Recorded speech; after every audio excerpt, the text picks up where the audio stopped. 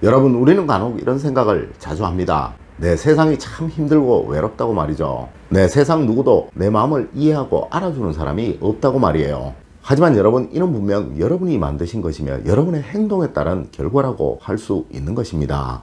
내하여 우리의 조상님들은 효는 만복의 근본이라고 하셔서 부모님에 대한 은혜를 강조를 하셨던 것입니다. 네, 두 말이 무슨 상관이 있냐고요? 네, 상관이 아주 많습니다. 여러분, 여러분의 마음을 세상에서 가장 잘 이해하고 세상의 모든 것들을 여러분의 입장에서 바라보는 그 사람이 바로 여러분의 부모님이기에 그러한 거예요. 여러분, 행복해지고 싶으신가요? 이 행복을 바탕으로 늘 번영해가는 삶을 살아가시고 싶으신가요? 그럼 오늘 당장 여러분의 부모님들에게 이런 선물을 한번 해보십시오. 여러분, 안녕하세요. 이정재입니다. 여러분, 우리 조상님들은 이런 말씀을 하셨습니다. 조상을 잘 모시지 못하는 사람치고 성공하는 사람은 없다고 말이죠. 여러분, 이는 그 부모가 큰 유산을 물려주거나 무슨 대단한 능력을 물려줘서 그러한 것이 아니라 부모에게 효도하는 사람이 또 그 자식에게 효도를 받을 수 있는 것이며, 이것이 이 가정의 화목을 불러오고 이 가정의 질서를 만들어주며 이로 인해 이 가정이 비로소 힘을 합쳐 번영해가는 가정이 될 수 있기에 그러했던 것입니다. 물론 누구는 이런 생각도 할 수 있으며 또 이런 생각 속에 살아가고 있는 사람도 있을 수 있습니다. 네, 내 능력이 최고라고 말이죠. 자신만 능력 있으면 뭐든 다 할 수 있다고 말이에요. 하지만 여러분, 저는 정말 지금껏 많은 부자분들을 보았습니다. 네, 맞습니다. 이분들은 항상 가정의 질서가 모든 것에 우선한다고 말씀들을 하셨었죠. 네, 하지만 여러분, 저는 어김없이 힘든 삶을 살아가고 있는 사람들도 많이 보았습니다. 네, 이분들의 가정은 항상 자식들이 부모를 무시하고 괄시하며 또한 자기들 역시 자식들과 갈등 속에 살아가고 있더라는 거예요. 네, 이러하니 이 가정에는 절대 화목이라는 것이 만들어질 수 없으며 이 가족 구성원들의 목적의식이 사라져서 자기들만의 편함을 추구하고 생각하니 서로 반목하고 대립하고 갈등하는 것이죠. 물론 이들에게서 부모에 대한 효도는 당연히 기대할 수 없고 말이에요. 여러분, 행복해지고 싶으신가요? 가족들 간에 정이 흘러넘쳐 서로를 위하는 가정이 되어서 끝없이 번영하는 가정이 되고 싶으신가요? 그럼 이제 알려드리는 대로 당장 하십시오. 첫 번째로, 지금 당장 부모님에게 안부 전화를 하십시오. 여러분, 자식들은 여러분을 보고 그대로 행동을 합니다. 내하여 자식은 아버지의 등짝을 보고 자라난다고 또 행동한다고 말들을 하기도 하죠. 맞습니다. 여러분이 행하는 그대로 여러분의 자식들도 행할 것입니다. 여러분은 혹시 제사를 왜 지낸다고 생각을 하시나요? 죽은 영혼들에게 밥 한 그릇 떠놓는 것이 왜 그리 중요하다고 매년 기재산이 명절제사니 하면서 고생들을 하는 것일까요?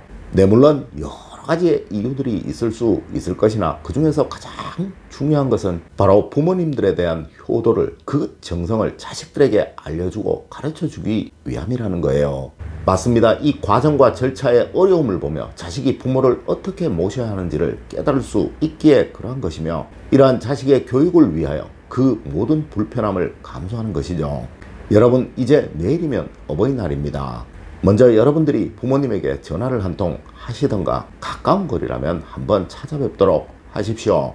물론 바쁘지 않은 자녀가 있다면 같이 동행하시는 것도 좋은 방법이실 것입니다. 비록 하루밖에 되지 않겠지만 또 바쁘다면 한나절이라도, 이것 또한 힘들다면 한 끼의 식사라도 같이 하십시오. 여러분, 여러분이 세상에 태어나신 것은 바로 부모님의 덕분이며 여러분의 소중한 자녀분들이 세상에 태어나신 건 역시 그 부모님의 덕분이라는 거예요. 네, 내일 하루라도 그 부모님의 은혜를 최소한이라도 감내를 해 주십시오. 맞습니다. 여러분, 우리는 늘상 은혜를 갚는 사람이 되어야 한다라고 말을 하곤 하지만 실상은 세상에서 가장 큰 은혜를 우리에게 주신 그 부모님에게는 이러지 못한 삶을 살아오고 있지는 않은지 한번 생각해 보시기를 부탁드립니다. 두 번째로, 부모님을 당당하게 만들어 드리세요. 여러분, 나이를 먹으면 가장 힘든 것이 경제적인 부족함과 이로 인해 생기는 외로움이라고 세상 모든 심리학자들은 이구동성으로 이야기하고 있다는 것입니다. 물론 현대 사회가 과거와 달라 부모님을 모시기 힘들며 또한 자주 찾아뵙기도 힘든 것 사실입니다. 내하여 늘 여러분의 부모님이 경제적인 부족함은 없으신가 살피시는 그런 여러분이 되셨으면 합니다. 네, 맞습니다. 이는 분명 여러분의 자녀분들이 알 수 있도록, 볼 수 있도록 해주시는 것이 중요하다는 것 잊지 마십시오. 왜 그러냐고요? 네, 그래야 여러분의 자녀분들도 나중에 여러분에게 똑같이 행할 것이기에 그러한 것입니다. 여러분도 그러하시겠지만 저는 요즘 차를 타고 다니다 보면 애완견을 차에 싣고 다니시는 분들을 자주 봅니다. 또 저녁에 애완견과 산책을 하는 젊은 부부들, 또 중년 부부들을 많이 봅니다. 하지만 여러분, 저는 나이든 부모님을 모시고 같이 차를 타고 가는 젊은이들을 거의 본 적이 없으며 나이든 부모님을 모시고 같이 산책하는 젊은이들은 본 적이 없다는 거예요. 물론 TV에서도 자신이 기르는 애완견이나 애완 고양이들이 한 끼라도 굶으면 난리가 나는 양 하는 그런 젊은이들을 많이 보지만 자신의 부모님에게 때가 되어 아버님 진지 드셨어요? 어머님 진지 드셨어요? 라고 전화하는 그런 젊은이들 한 번도 본 적이 없다는 것입니다. 네, 여러분은 혹시 이러시지 않으시는가요? 여러분은 혹시 지금 여러분의 부모님의 지갑 속에 얼마나 들어있는지 한번 보신 분이 있으신가요? 여러분의 부모님의 당당함은 여러분의 전화 한 통, 여러분의 안부 하나, 또 지갑 속에 만원짜리 몇 장으로 인해 생겨나는 것입니다. 네, 그 부모님이 친구분들과 가볍게 여행을 즐길 수 있도록 해드리는 것, 여러분이 기르시는 그 애완견, 또 그 애완 고양이의 사료값도 안 되는 돈, 여러분이 그 동물들에게 쏟는 그 정성의 1000분의 1, 100분의 1도 안 되는 정성으로도 얼마든지 해드릴 수 있는 것이라는 거죠. 여러분, 이렇게 행동하시면서 운을 얻고 번영을 얻고 행복을 얻기를 기대하셔서는 안 되는 것입니다. 네, 아마 제가 하늘이라고 하여도 이런 사람들에게 복을 주고 운을 주어서 행복하도록 만들어주는 일은 절대로 없을 것입니다. 네, 맞습니다. 오히려 불행을 주겠죠. 세 번째로, 여러분, 이 운이라는 것은 선으로 연결되어 있습니다.